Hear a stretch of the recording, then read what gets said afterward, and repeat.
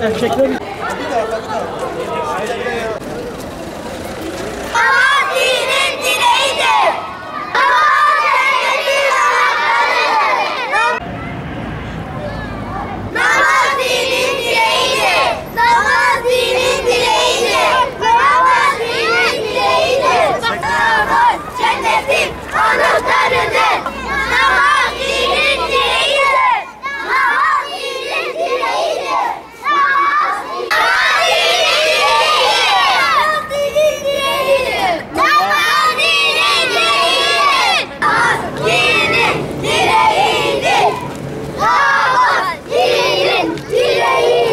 etkinliğimiz Mardin Doster ve Kur'an Nesli platformunun ortaklaşa bir çalışmasıdır. Bilindiği üzere dünyevileşen dünyamızda Kur'an ve sünnetten uzaklaşmış kitleler haline geldik. Müslüman olmamızla beraber İslami sorumluluklarımızı ve ibadet alışkanlığımızı yitirmiş bir toplum haline geliyoruz. 6-10 yaş arasındaki çocuklarımıza namaz alışkanlığı kazandırmak hedeflenmiştir bu etkinliğimizde. Namaz kılmayı alışkanlık haline getirebilmek için derneğimizde 2 haftadır 15 günlük bir namaz eğitim süreci geçirdiği çocuklarımız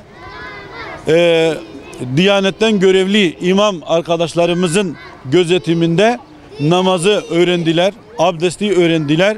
Bunun yanında bazı dini bilgi ve terimleri öğrendiler ve bunların alışkanlık haline gelerek devamlı hale gelmesi için derneğimizden şu anda bulunduğumuz Mardin merkezdeki Fuat Yağcı Camii'ne öğle namazını kılarak, cemaatle kılarak bu çocuklarımıza cami ve cemaatle namazı da göstererek alışkanlık haline gelmesi için böyle bir etkinlik düzenledik. Çocuklar dedik ya, çocuklarımızda bir farkındalık oluşturmak. Bu farkındalığı sokaklarda, caddelerden yürüyüş yaparak, dövizler açarak toplumumuza da yansıtmak için buraya geldik.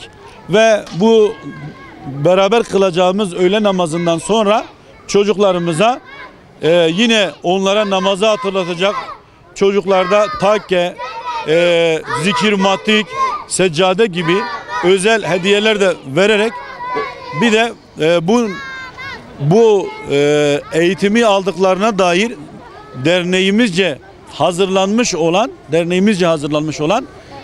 namaz sertifikaları da verilecektir. Evet. Tamam.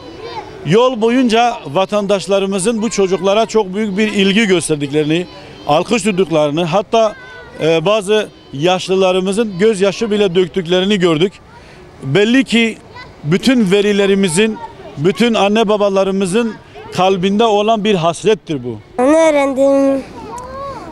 Namazı kılacağımızı öğrendim. Namaz öğrendik, namazın dinin direği olduğunu öğrendik.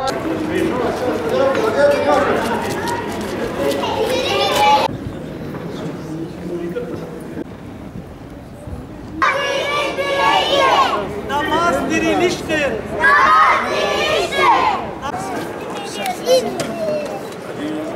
Aferin, tebrik ediyoruz. Umut Çakar. Umut Çakar. Gel bak. Aferin.